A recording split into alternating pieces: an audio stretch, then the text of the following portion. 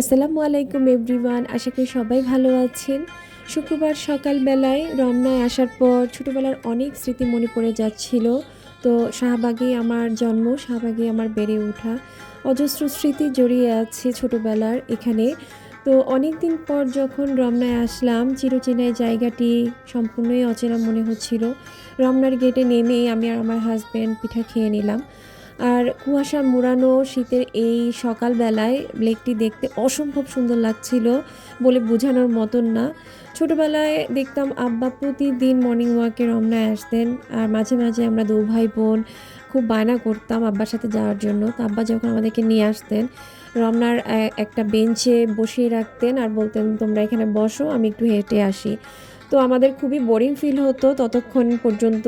আব্বা আসার পর যখন আব্বার হাতে অনেক ধরনের ফুল দেখতাম, তখন মনটাই ভালো হয়ে যেত। তো আজকে আর গল্প নয়, এরকম আরও গল্প শোনাবো আপনাদের। Thank you.